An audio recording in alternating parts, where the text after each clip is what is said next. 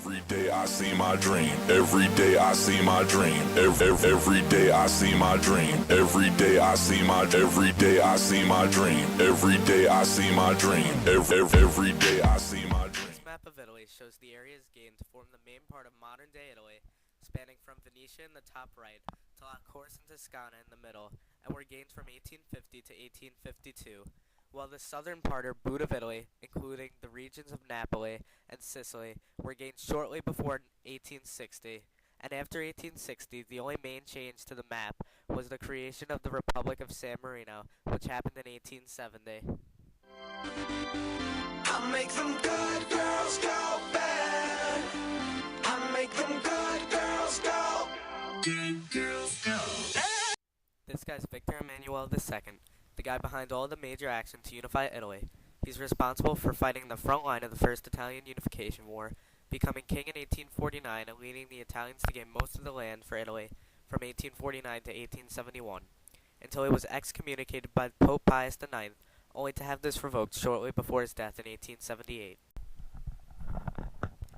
The other three important figures in the Italian unification are Cavour, or the thinker, who gets named by the king as the prime minister, which is a precedent we still see in Italy today; Garibaldi, the fighter, who was responsible for the most of the militaristic part of the unification; and Mazzini, who was the lover and helped keep the peace in Italy through this time period.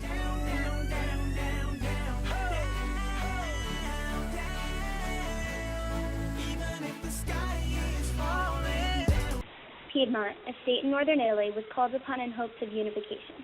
Economic expansion was able to generate enough revenue for Piedmont to equip a large army to go against the Austrians.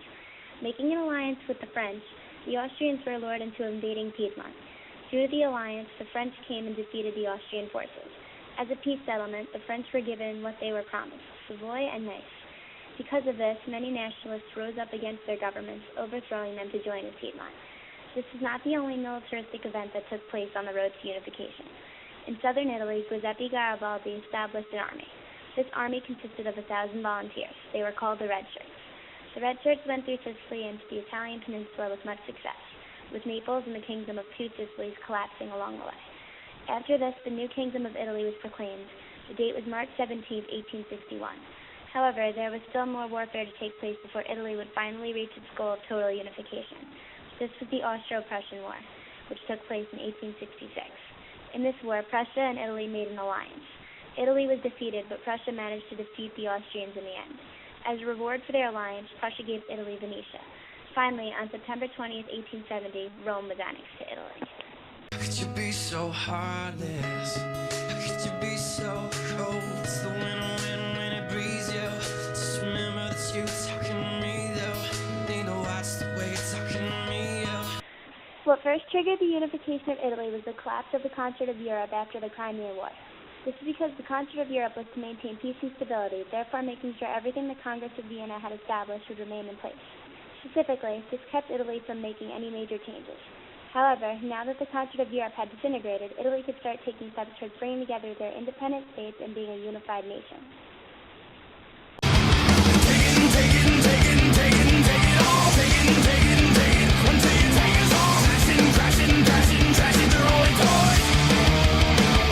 The Italians were ultimately successful in becoming a single unified nation. During the process of unification, many lands were added to Italy, either through warfare or agreeing with the ideas of nationalism. For example, Rome was added to Italy, and it's now the capital. The unification of Italy also showed the spread and success of the nationalistic ideas. We know it's going straight to hell. Pass me another bottle, honey, the Jaeger's so sweet, but if it keeps you... This building, the Monumento Nazionale of Vittorio Emanuele II, was built in his honor as he was the first king of unified Italy.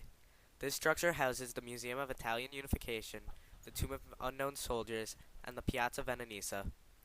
And to even show how this building is still a symbol of Italian unification today, this monument was featured in a 2003 movie called The Core. Like yes, it's on and poppin', yes, the party's rockin', yes, the cuties shockin', yes.